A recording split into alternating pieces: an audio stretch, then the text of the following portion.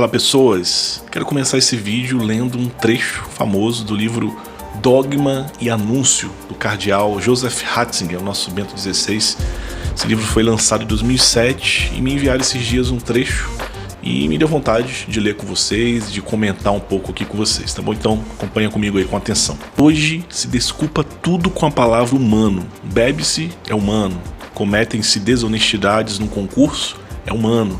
A juventude se arruína no vício, é humano. Trabalha-se com preguiça, é humano. Não há vício algum que não se desculpasse com esta fórmula. Assim se designa com a palavra humano aquilo que é mais desprezível, mais baixo no homem. Por vezes até a palavra se torna sinônimo de animalesco. Que modo estranho de falar, uma vez que humano é precisamente aquilo que nos distingue do animal. O que é a inteligência, o coração, a vontade, a consciência, a santidade? Isto é humano. Gente, com um texto desses, nós poderíamos falar aqui de várias coisas, mas vamos falar de relacionamento. Sempre se escuta nos relacionamentos quando nós fazemos alguma besteira, quando nós traímos ou fazemos alguma coisa ali nada a ver, essa justificativa: eu sou humano, eu sou fraco, eu sou de carne e por isso eu não consegui resistir. Também se usa a nossa humanidade como justificativa para se viver ali novas formas de relacionamento, como quem diz que os meus impulsos, e somente eles, são a minha verdade. E viver a sexualidade e a afetividade a partir deles, se eu não viver a partir deles, seria uma hipocrisia, porque ser humano é somente viver os impulsos. Será que é isso mesmo? Nós podemos até trazer essa pergunta para nós agora, né? O que seria mais humano? Viver uma afetividade e uma sexualidade impulsiva ou relacional? Ter uma relação impulsiva ou relacional? Fica até meio redundante, né? Relação, relacional, mas tem sim uma diferença aí, você vai entender o que eu quero dizer com isso. Por exemplo, a questão dos métodos anticoncepcionais, né? O que é mais humano? Ter sempre uma camisinha comigo, um preservativo, para assim que eu tiver desejo, assim que eu tiver oportunidade, eu poder obedecer esse meu desejo e transar sem compromisso, ou ouvir os meus desejos sim, mas segurar a onda, né? Porque eu sei que sexo nunca é só sexo. O que seria mais humano? Né? Tomar a pílula anticoncepcional e poder atender meu marido, seus desejos, os meus desejos também, quando der vontade, ou saber dialogar, saber viver a abstinência sem necessitar ali me entupir, me encher de hormônios. O que você acha disso? Fica aqui comigo, vou trazer para vocês algumas respostas sobre esses pontos aqui, e você também pode escrever sua opinião aqui nos comentários, né? De coração, muito obrigado por tua presença. Deixe seu gostei, se ainda não é inscrito aqui no canal, se inscreva. Você pode também compartilhar esse conteúdo com outras pessoas. Tudo isso, todas essas ações aqui colaboram muito com o crescimento e distribuição desse conteúdo para outras pessoas, tá bom? Muito obrigado de coração. Somos humanos, né? Se você está me assistindo ou me ouvindo e está entendendo o que eu estou te falando, sem dúvida você é um humano, você é uma pessoa. Uma das coisas que nos caracteriza como pessoas, como humanos, é a nossa vida complexa. Temos em nós a vida vegetativa, ou seja, somos capazes de respirar e de nos reproduzirmos. Temos a vida também animal, né? Além de capazes de vivermos e de nos reproduzirmos, também temos os instintos. Temos também a vida intelectual, né? Além de tudo que eu falei, temos essa vida intelectual que é dotada de razão, somos capazes de dar sentido às coisas, de entender, de acolher os eventos, as situações que vivemos, os fenômenos da natureza. Somos capazes de juntar tudo isso e criar tecnologia. E além de toda essa vida, temos a vida moral. Essas duas, né, a vida intelectual e a vida moral, são únicas ao humano, né, são únicas à pessoa. Todo mundo traz uma certa moralidade escrita em si. Até aquele cara daquele lugar mais distante, com uma vida bem primitiva, esse cara que nunca teve um contato com, sei lá, a moral cristã, com as virtudes estoicas de Marco Aurélio, esse cara deve ter alguma conduta moral nos seus atos. Em relação aos animais que ele caça, não deve caçar de um jeito, não de outro. Em relação ao respeito à vida dos seus familiares ou das famílias dos seus vizinhos, por exemplo. Essa vida superior da inteligência, da vontade humana, mostra que humanos, aquilo que vem do homem, a bondade vinda do homem, é algo que nos leva ao outro, nos faz ser pessoas capazes de relação, necessitados, na verdade, de relação. Então, ao contrário do animal, que só consegue viver suas relações a partir dos seus impulsos, o homem pode e ele deve viver seus afetos além dos seus impulsos, mas com uma finalidade relacional.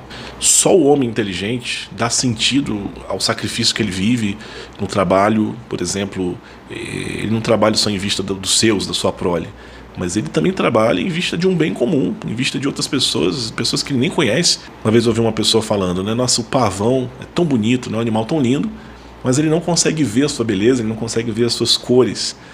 Ele foi feito para o homem, para o humano contemplar, né? Nós podemos ver a beleza e nos maravilhar ali da beleza, da complexidade das cores de um pavão, mas ele, coitado, não consegue ver isso tudo. Talvez você já tenha entendido a relação disso tudo com os nossos relacionamentos, mas hoje, infelizmente, nós não ligamos mais o altruísmo, a compaixão das pessoas, a bondade, à humanidade ou às suas virtudes. Usamos o humano para justificar os nossos erros. Sem dúvida, somos pobres, somos incapazes de muitas coisas, mas nós somos capazes de ir além. Como disse o Ratzinger, né, o Joseph Ratzinger, nosso Bento XVI, é isso que nos distingue dos animais. Somos capazes de dar significado ao sofrimento, de tirar o que é bom dele. Podemos fazer o bem a pessoas que não conhecemos, né? Isso é humano, apesar de ter também a nossa dimensão espiritual, sobrenatural, importantíssima nessa dimensão da transcendência, disso que vai além da nossa natureza e que eleva a nossa humanidade. Como disse Santo Agostinho, a graça supõe a natureza, né? A graça conta com a nossa natureza. Por isso, nossas relações devem ser realmente relacionais, deve ter essa finalidade. O impulso, ele nos desperta, ele nos atina para algo, mas é a relação relacional que deve ser a finalidade de tudo. Por exemplo, eu saio, eu vejo uma mulher muito bonita na rua, meu impulso desperta o meu interesse nessa mulher e eu devo olhar a minha condição, a minha intenção nessa relação. Eu sou solteiro, eu posso me abrir, talvez, a possibilidade de investir no conhecimento mútuo em vista de uma possível relação amorosa. Vou lá, sou casado, então, para o bem dessa pessoa, para o bem da minha família, eu devo abortar a operação sedução. Nesse caso, o impulso ele vai servir só para mim poder firmar minha decisão, o meu amor pela minha família, pela minha esposa. E falando dos métodos anticoncepcionais, que a gente falou no início, né? É interessante ver a proposta e as consequências que eles trazem para a relação, criando os métodos para evitar filhos, né? Esses métodos artificiais. Nossa sociedade escolheu abandonar o conhecimento mútuo, o diálogo entre o casal, o conhecimento do corpo mesmo, de si, em vista de um prazer livre que infelizmente atrapalha o crescimento do amor, o crescimento do afeto entre aqueles que se amam.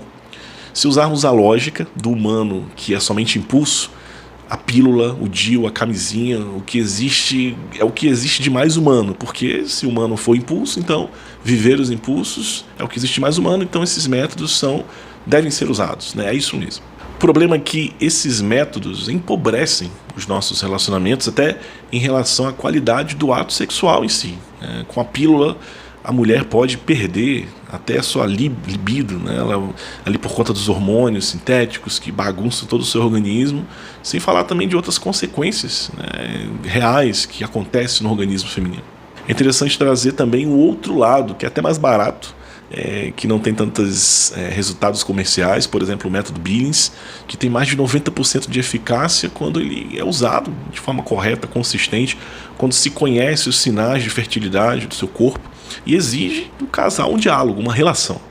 Exige sinceridade relacional, né? Coloca em comum a intenção dos dois, a intenção daquela família. Nesse caminho natural, a mulher ela tem toda a sua natureza à disposição, não toma nenhum hormônio, não coloca nada no seu corpo e cresce profundamente na relação conjugal, né? Claro que isso é um diálogo que precisa ser feito, se possível, já no início do relacionamento, para ser mais simples, né, as coisas, mais tranquilo. Mas se a mulher, em um momento, né, ou se o homem também decidir conversar com sua esposa, ou a esposa conversar com seu esposo sobre viver dessa forma a partir de então, vai ser possível, mas sem dúvida vai ser um pouco mais exigente, né? Eu queria frisar aqui que ser pessoa, ser humano, é algo muito belo. Somos capazes de abrir mão até do que é impulso natural, do que é importante para nós, às vezes até do que é vital em vista do outro. Descobrimos na relação nossas potencialidades, descobrimos as potencialidades dos outros, nos maravilhamos com isso.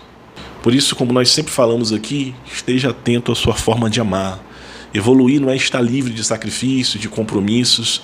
Um povo evoluído é aquele capaz de colocar à disposição a sua vida, suas capacidades. Uma pessoa evoluída, ou até empoderada, para usar uma palavra da moda, é quem conhece a si mesmo, é quem tem um autoconhecimento profundo, é quem conhece o seu corpo e, conhecendo, tomando posse de tudo aquilo que tem, coloca todo esse ser à disposição dos outros.